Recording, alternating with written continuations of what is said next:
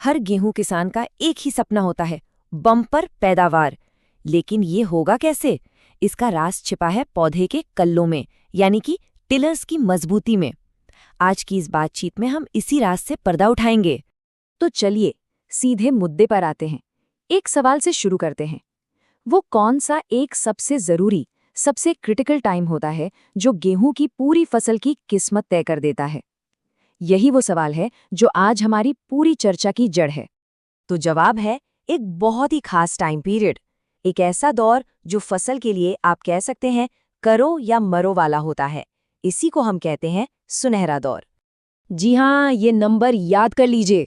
40 से 50 दिन, बुआई के ठीक 40 से 50 दिन बाद का समय। यही वो गोल्डन पीरियड है जब कल्ले तेजी से बढ़ते हैं, मजबूत होते हैं और सच पूछिए तो पूरी फसल की नींव इसी समय रखी जाती है। तो सवाल ये है कि आखिर इन दिनों में ऐसा होता क्या है? देखिए, होता ये है कि पौधे की सारी एनर्जी, सारी ताकत सिर्फ एक काम में लग जाती है, भविष्य में जो बालियां बनेंगी उनकी बुनियाद तैयार करने में। मतलब सीधा सा हिसाब है, कल्ले मजबूत तो बालियां भी मजबूत और दाने भी ज्यादा। लेकिन इस सुनहरे दौर में सब कुछ इतना सीधा साधा नहीं है। फसल के कुछ दुश्मन भी होते हैं जो घात लगाए बैठे रहते हैं। चलिए इन दुश्मनों को पहचानते हैं और देखते हैं कि इनसे निपटना कैसे है। मोटे तौर पे देखें तो 3 बड़े दुश्मन हैं जिनसे हमें अपनी फसल को बचाना है: खरपतवार, पानी का गलत इस्तेमाल और पोषक तत्वों का ऊपर नीचे हो जाना। सबसे पहले बात करते हैं खरपतवार की। इनको सिर्फ फालतू घास फूस मत समझिए, ये हमारी फसल के सीधे सीधे कॉम्पिटिटर हैं।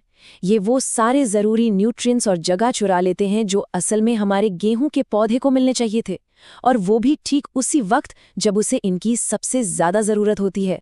अब आते हैं दूसरे दुश्मन पर, पानी।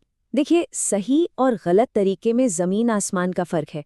जहाँ सही नमी जड़ों और कल्लों को ताकत देती है, वहीं अगर खेत में ज़्यादा पानी भर गया तो वही कल्ले पीले पड़ने लगते हैं और उनका बढ़ना ही रुक जाता है।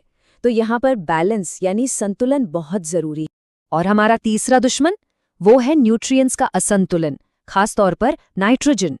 देखिए, नाइट्रोजन ज़रूरी है, इसमें कोई शक नहीं, लेकिन अगर ये ज्यादा हो गया तो कल्ले लंबे तो हो जाएंगे पर अंदर से एकदम खोखले और कमजोर। फिर क्या होगा? जरा सी हवा चलेगी और पूरी की पूरी फसल जमीन पर बिछ जाएगी। तो ठीक है, हमने दिक्कतें तो समझ ली, पर अब बात करते हैं समाधान की। चलिए अब एक ऐसी ठोस रणनीति पे नजर डालते हैं जिससे मजबूत कल्ले भी मिले और फसल भी जबरदस्त हो। ये एक 4 स्टेप एक्शन प्लान है। पहला, खरपतवार को शुरू में ही कंट्रोल करना। दूसरा, पानी का बहुत ध्यान से मैनेजमेंट करना। तीसरा, नाइट्रोजन सही तरीके से देना। और चौथा, माइक्रोन्यूट्रिएंट्स यानी सूक्ष्म पोषक तत्वों की ज़रूरतों को पूरा करना। आइए एक एक करके इन सबको समझते हैं। पहला कदम, खरपतवार पर काबू। इसका सबसे सही टाइम है बुवाई के 30 से 35 दिन के अंदर। मतलब वो जो कल्लों वाला गोल्डन पीरियड है ना, उसके शुरू होने से ठीक पहले ही इन दुश्मनों को मैदान से हटा देना है, ताकि सारा का सारा पोषण सिर्फ हमारी फसल को मिले। दूसरा कदम है पानी का सही मैनेजमेंट। इसके लिए हल्की सिंचाई सबसे बेस्ट है। खेत में पानी खड़ा नहीं होना चाहिए। और तीसरा कदम, नाइट्रोजन का सही इस्तेमाल। इसके लिए प्रति एकड़ लगभग 1 बैग यूरिया काफी माना जाता है। ये इतनी मात्रा है जो ग्रोथ तो देगी पर फसल को कमजोर नहीं बनाएगी। तो याद रखने वाली बात है सही डोज। और हमारा चौथा और आखिरी कदम, सूक्ष्म पोषक तत्व। ये वो जरूरी तत्व हैं जिनकी जरूरत पौधे को होती तो बहुत कम मात्रा में है, जैसे कि जिंक। लेकिन अगर इनकी कमी हो जाए तो पौधे की ग्रोथ पर बहुत बुरा असर पड़ सकता है। तो मान लीजिए जिंक जैसे किसी माइक्रोन्यूट्रिएंट की कमी दिख रही है, तो क्या किया जाए? इसका एक बहुत आसान और कारगर उपाय है। बस 1 लीटर पानी में 3 से 5 ग्राम जिंक सल्फेट घोलिए और उसका स्प्रे कर दीजिए। ये एक प्रैक्टिकल और असरदार नुस्खा है। लेकिन यहाँ एक बहुत ज़रूरी बात ध्यान में रखनी है।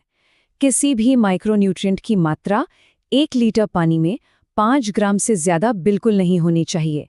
अगर मात्रा इससे ज़्यादा हुई तो ये मदद करने के बजाय पत्तियों को जला सकती है और फसल को नुकसान पहुंचा सकती है। तो इन सारे कदमों को उठाने के बाद नतीजा क्या मिलेगा? चलिए अब इस पूरी मेहनत के फल को देखते हैं कि ये रणनीति हमें कहाँ तक ले जाती है। जब हम सही समय पर सही काम करते हैं तो नतीजा साफ दिखता है। हमें मिलते हैं मजबूत, एकदम हरे भरे कल्ले। इन्हीं कल्लों पर आती हैं लंबी और दानों से भरी हुई बालियां। और इसका सीधा मतलब क्या है? मतलब है पैदावार में जबरदस्त इजाफा। और यही तो हम सब चाहते हैं। तो अब आखिर में एक सवाल पर सोचते हैं। इस पूरी जानकारी के बाद इस साल की अपनी फसल के लिए इन सभी तरीकों में से वो कौन सा एक बदलाव है जो करना सबसे जरूरी लगता है? इस पर जरूर सोचिएगा।